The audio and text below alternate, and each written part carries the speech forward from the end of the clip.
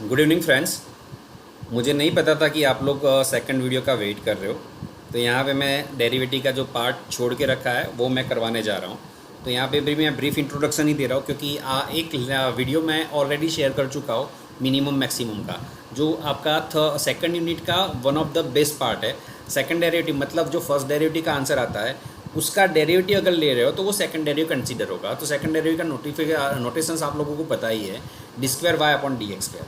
But उससे पहले जो फर्स्ट में थोड़ा पार्ट है एप्लीकेशन साइड इन इकोनॉमिक्स, तो वो हम डिस्कस कर रहे हैं। तो उससे पहले सबसे पहले हम समझते हैं demand. What is the demand? तो you must learn in economics that price, अगर प्राइस बढ़ रही है तो डिमांड घट रही है, डिक्रीज़ हो रही है, और डिमांड अगर बढ़ रही है तो प्राइस डिक्रीज़ होगी।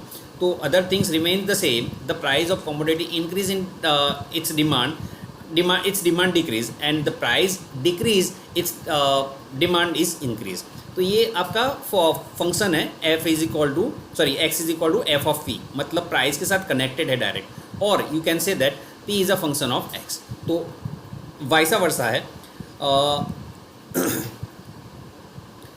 अगर मान लीजिए आपका ये फंक्शन है x is equal to A minus P upon b और p is equal to A minus b x, ये फंक्शन लीनियर फंक्शन है क्योंकि आपकी डिमांड और प्राइस का रिलेशन नेगेटिव है। अगर इसको मैं बेस बनाता हूँ तो ये फंक्शन और ये फंक्शन दोनों के दोनों आपके प्राइस फंक्शन हो गए। तो ऐसे आपके डिमांड फंक्शंस जनरेट हो सकते हैं, डिपेंड ऑन द सिचुएशन। कुछ भी होगा, प्राइस और x का रिलेशन आपको एस्टैब्लिश करना है।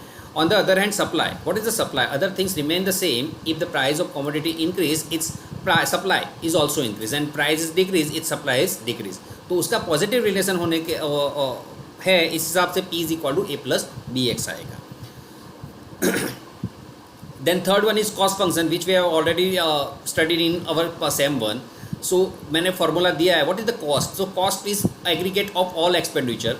So let us refer the statement. The cost of production of any item generally consider of two parts, variable cost and fixed cost. So in general you can say that Cx is equal to A plus Bx, where A is equal to fixed cost and B is equal to variable cost.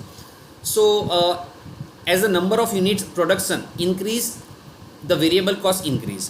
The cost which does not depends on the number of units of production is called fixed cost. तो कोई फ़र्क नहीं पड़ता है अगर variable ज़्यादा है कम है, और वो कॉस्ट कांस्टेंट रहती है, तो वो आपका फिक्स कॉस्ट है। एज पर एग्जांपल रेंट है या फिर फैक्ट्री सेटअप का जो भी कॉस्टिंग है वो सारा का सारा फिक्स कॉस्ट में आएगा। देन एवरेज कॉस्ट क्या है? तो पर यूनिट निकलता है एवरेज कॉस्ट। अगर मैंने एक यूनिट की कॉस्ट अगर 10 रुपया है और 2 यूनिट की कॉस्ट 15 रुपया है, तो मेरी एवरेज कॉस्ट 7.5 हो गया। तो आपको करना क्या है? टोटल कॉस्ट को नंबर ऑफ यूनिट से डिवाइड करना है, that's it. What is the marginal cost? So cost of production an extra unit at any level of production is called marginal cost. तो उसका सिंपल सा फॉर्मूला, आपको differentiate करना है कॉस्ट फंक्शन को with respect to x. What is the x? x is the number of units. Number of units जो भी define करके रखे या फिर आप जिसके लिए कैलकुलेट कर रहे हो वो आपका डेरिवेटिव पार्ट होगा। तो यहाँ पे मैं लिख रहा हूँ first formula c function, that is cost function a plus b x, where a is equal to fix cost and b is equal to variable cost per unit. अगर टोटल ही है, टोटल वेरिएबल कॉस्ट लेने दो, वो B x हो जाएगा। Second है marginal cost. Marginal cost का फंक्शन क्या हुआ? B c upon D x, मतलब कॉस्ट फंक्शन को डिफ्रेंशिएट करना है विथ रिस्पेक्ट टू एक्स। यहाँ पे एक फर्स्ट इलस्ट्रेशन है, फटाफट देख लेते हैं। The production of commodity the variable associated with the each unit production is 20 rupees. तो ये वेरिएबल कॉस्ट हो गया 20 rupees, and the fix cost is 3000। Fix cost 3 है, तो आपका फंक्शन क्या हो गया? Total cost is equal to c is equal to 20x plus 3000 और 3000 plus 20x, depend. Obtain the cost function of production x unit. What is the question? Obtain the cost function. So we have already derived this cx 20x plus 3000. Now second question is hence find the total cost and average cost for the producing 2000 units. तो यहाँ पर x की value 2000 रखनी है। So when we are putting x is equal to 2000, c is equal to what? 20 into 2000 plus 3000, and total cost will be 3000. Now this 43,000 of what? This 43,000 cost of 2000 unit. So we need to divide with the 2000. So 43,000 divided by 2000, which is equal to 21.5. तो हमारा जब refer किया था तब हमारा 20 rupees per unit cost था, but अब जब सारा खर्चा इंक्लूड कर रहे हो तो आपकी इफेक्टिव कॉस्ट 21.50 पैसा आ गई। मतलब इससे ज़्यादा अगर बेचोगे तभी जाके आप मुनाफा बना पाओगे, अदरवाइज़ आपका लॉस होना कन्फर्म। तो आपके जो 2000 यूनिट्स है, 2000 यूनिट्स को आपको डिफाइन अगर डिस्काउंट में बेचना है तो 20 रुपीज़ में बेचोगे तो 1.5 रुपीज़ पर यूनिट लॉस होगा। तो इफेक्टिवली लॉस 3000 रुपीज़ आपका जो फिक्स कॉस्ट पे लगा हुआ है वो कंप्लीट लॉस हो जाएगा।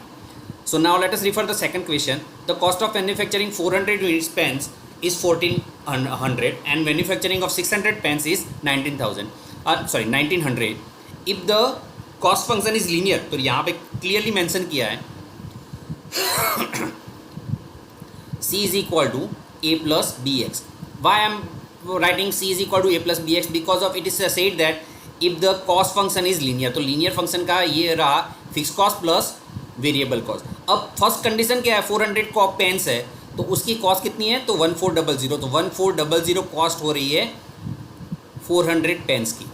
तो ये मेरा फर्स्ट फंक्शन हो गया।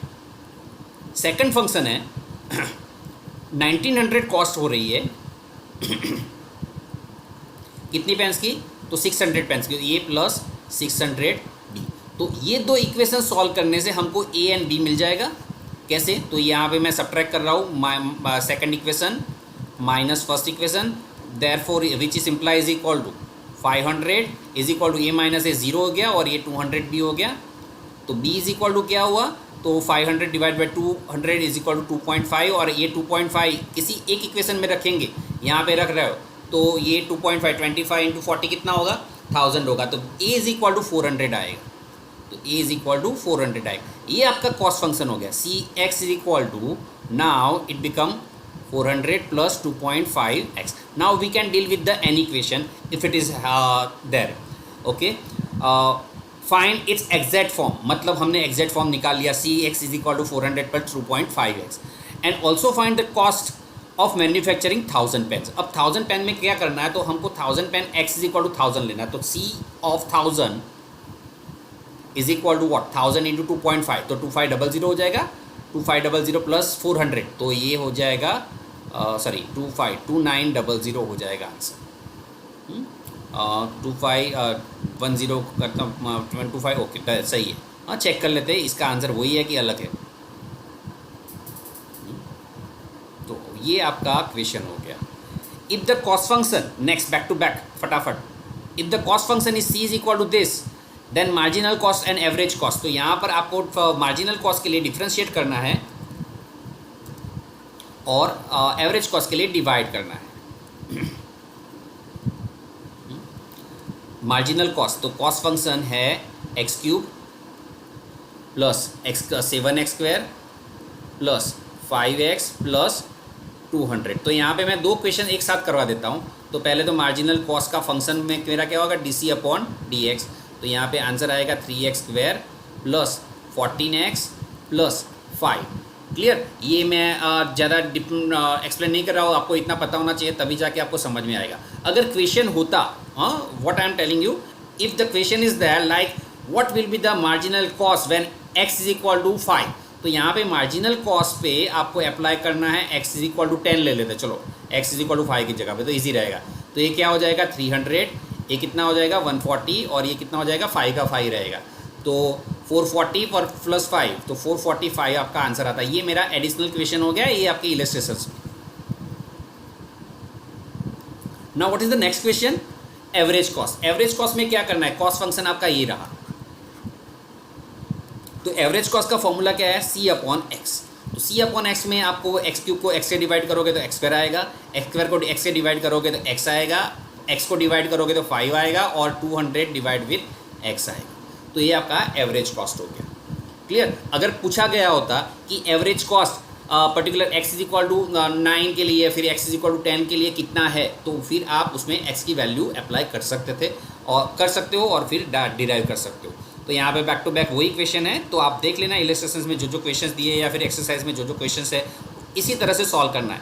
आपका नया फंडा क्या है, तो मार्जिनल कॉस्ट नया फंडा है और मार्जिनल रेवेन्यू नया फंडा है।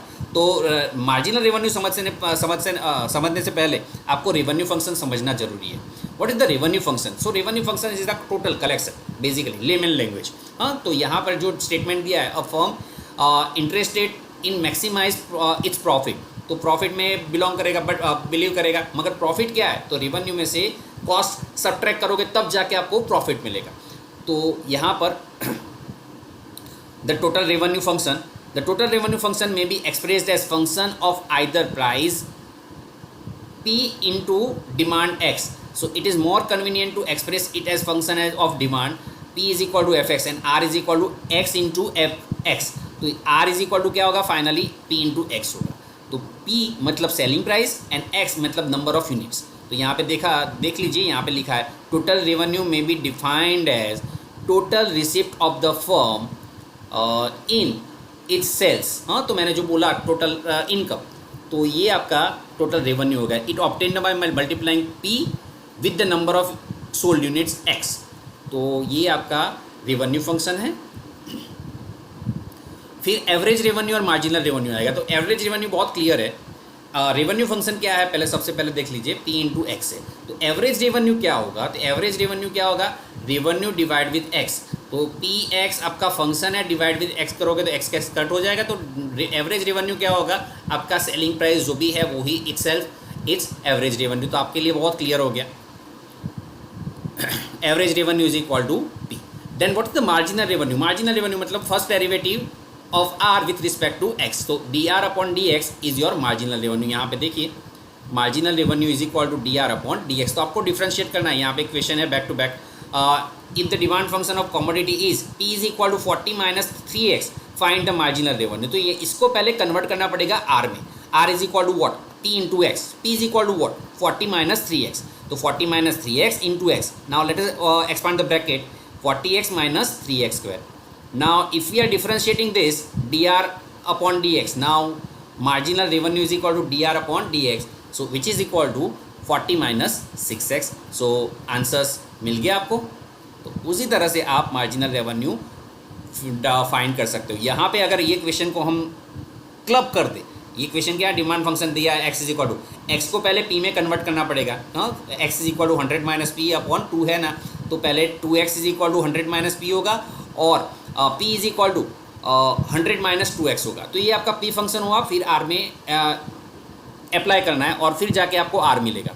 पर ये जो सेकंड क्वेश्चन है, find the marginal revenue when demand is 15, मतलब जो भी आंसर आ रहा है, मान लीजिए यहाँ पे फाइंड करना है marginal revenue at x is equal to 10, तो यहाँ पे 40 माइनस 60 हो जाता, तो मार्जिनल रेवेन्यू कितना हो जाता? -20 हो जाता। मतलब आपका जो भी है प्रॉफिट नेगेटिव में है, मतलब लॉस में हुआ। Then concept elasticity of demand. तो इलास्टिसिटी ऑफ डिमांड अगेन आपने पढ़ा ही होगा इकोनॉमिक्स में। जो percentage change in demand upon percentage change in its price, तो ये आपका इलास्टिसिटी ऑफ डिमांड है। अगर मैं ये सिंपल सा फंडा आपको समझाऊँ, मैं इसको स्लाइड को चेंज कर देता हूँ, सॉरी, जो लिखा है minus price change, percentage change in demand and divide with percentage change in price. अब परसेंटेज चेंज इन डिमांड कैसे क्या होगा? तो यहाँ पे परसेंटेज चेंज इन डिमांड, तो P1 डिमांड है ना, तो x1 minus x0 divide with x1 plus x0। और चेंज इन प्राइस क्या है? तो चेंज इन प्राइस क्या है? तो P1 minus P0 divide with P1 plus P0। और डिमांड का रिलेशन ऑलवेज नेगेटिव होता है, हाँ, प्राइस और उसका। इस हिसाब से आपका फॉर्मूला बनेगा माइनस, ये पहले लिख लेता हूँ, x1 minus change in demand x1 minus x0 divide with x1 plus x0 into divide of divide है, तो ये P1 प्लस P0 ऊपर चला जाएगा और P1 माइनस P0 नीचे आ जाएगा। तो ये आपका फॉर्मूला हो गया, क्लियर। तो और अगर मैथमेटिकल फॉर्मूला देखो तो minus x upon p into D, minus P upon x into D X upon D P होता है। ये आपका फॉर्मूला हो गया। हाँ, यहाँ पे थोड़ा करेक्शन है, तो आप ये फॉर्मूला याद रखो जो मैंने आपको बताया। हाँ, और eta is equal to minus x upon p into d P upon D x है। तो डिफ्रेंशिएट टी का करना है विथ रिस्पेक्ट टू एक्स, तो आप इसको चेंज कर सकते हो। यहाँ पे क्वेश्चन सिंपल सा क्वेश्चन है, when price of sugar is 3.40 पर KG, it's demand is like this and one price increase by 4.20, increase 2 है, हाँ इंक्रीज बाय होता तो वो हमको 3.40 में ऐड करना होता। इट्स डिमांड इज 800, तो P0 मिल गया 3.40, P1 कितना हो गया 4.20, X0 कितना है, initially demand was 1200 and then demand is change to the 800। तो यहाँ पे फॉर्मूला में वैल्यूज डालोगे तो आपको मिल जाएगा आंसर 1.9।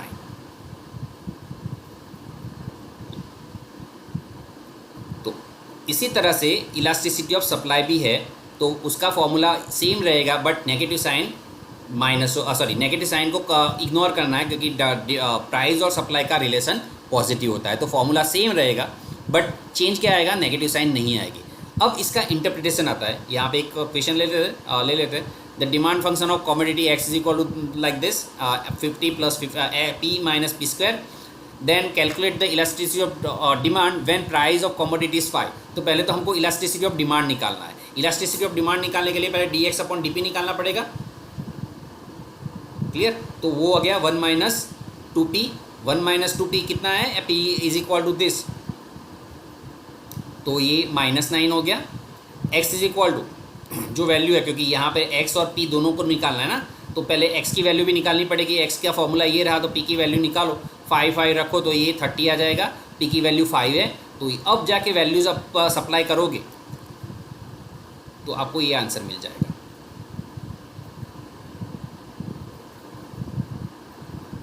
क्लियर।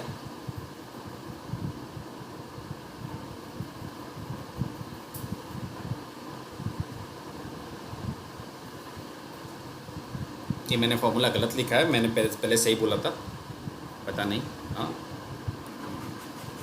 कंफ्यूज हो गया। Minus P upon X D P upon D X, sorry D X upon D P है, D X upon D P है। तो मैंने इनिशियली जो बोला वो सही था, लेट मी करेक्ट इट। तो थोड़ा कन्फ्यूज़न रहा था, तो इस हिसाब से अब इलास्टिसिटी ऑफ डिमांड का एक्सप्लेनेशन है। What is the interpretation of elasticity of demand. तो आपका न्यूमरेटर और डिनोमिनेटर को फोकस करना है। न्यूमरेटर में क्या है, percentage change in demand divide with percentage change in price. अब न्यूमरेटर अगर बड़ा होगा तभी जाके 1 से ऊपर वैल्यू आएगी। 1 आंसर कब आता है, 3/2 में 3 2 से ज़्यादा है, 2/3 में 2 3 से कम है, मतलब इसका वैल्यू लेस देन 1 आएगा, मतलब चेंज इन डिमांड कम है, यहाँ पे चेंज इन डिमांड ज़्यादा है। तो ये आपका इंटरप्रिटेशन है। When elasticity of demand is greater than 1, मतलब क्या हुआ, डिमांड में फ़र्क ज़्यादा है, demand is said to be relatively elastic, that is small change in price, price में चेंज कम है बट डिमांड में चेंज ज़्यादा है, about the large proportion change in demand. Same way elasticity of inelastic demand मतलब less than 1 है, तो price में चेंज ज़्यादा है और डिमांड में चेंज कम है, तो ये आपका लेस देन 1 हो गया, said to be inelastic demand. In such case change in price of commodity, यहाँ पे वैल्यू कट हो गई है, the commodity about a small proportion change in demand, तो डिमांड में चेंज कम है। इलास्टिक यूनिटरी इलास्टिक में क्या होता है, दोनों में चेंज सिमिलर है, प्राइस में अगर 10 रुपये बढ़ा है तो डिमांड में भी 10 यूनिट बढ़ेगा, प्राइस में 5 रुपीज़ बढ़े तो यूनिट वाइज 5 रुपीज़ वहाँ पे बढ़ेगा। तो ये आपका इलास्टिक हो गया, यूनिटरी इलास्टिक हो गया। देन परफेक्टली इलास्टिक 0 होता है, तो 0 आंसर कब आता है, जब डिमांड में कोई चेंज नहीं आएगा, प्राइस में चेंज भले ही आए मगर डिमांड में चेंज नहीं आएगा, मतलब वो आपका इलास्टिसिटी ऑफ डिमांड 0 रहेगा। तो when elasticity of demand is 0, the demand is said to be perfectly inelastic, that is even very big change in price, हाँ बढ़ रहा है घट रहा है कुछ भी हो रहा है, मगर आपका जो नॉर्मल डिमांड है वो कॉमन रहेगा। हाँ तो आप अगर पता होगा मैच बॉक्स है, सॉल्ट है, उसमें भाव बढ़े कि ना बढ़े आपको परचेस करना ही है, क्योंकि उसके अलावा हाँ सब मान लीजिए कि गेहूं के भाव बढ़ गए तो फिर भी आप खाते हो, तेल के भाव ऑयल के भाव बढ़ रहे हैं फिर भी आप खा रहे हो, प्राइस, पेट्रोल प्राइस बढ़ रहे, हाँ नो डाउट कुछ जगह पे आप कॉम्प्रोमाइज़ कर सकते हो, बट यूटिलाइजेशन कम नहीं कर रहे हो। तो यहाँ पर आपका एग्जाम्पल हो गया परफेक्टली इलास्टिक डिमांड, मतलब इनफाइनाइट अगर आंसर है इलास्टिसिटी ऑफ डिमांड का, तो वो परफेक्टली इलास्टिक डिमांड बोली जाएगी। मतलब वो मेजर चेंज कब आ गया, जब प्राइस में लिटिल चेंज हो मगर डिमांड में काफ़ी बड़ा चेंज हो, जो लिटिल बिट प्रैक्टिकली पॉसिबल नहीं होता है। तो when elasticity of demand is infinite, it's said to be perfectly elastic demand. In such case, hypersensitive, that is even very little change in price, demand of commodity fall to zero, or very little change cause price causes infinite increase in the quantity demanded. So this is called perfectly elastic. Same way we are having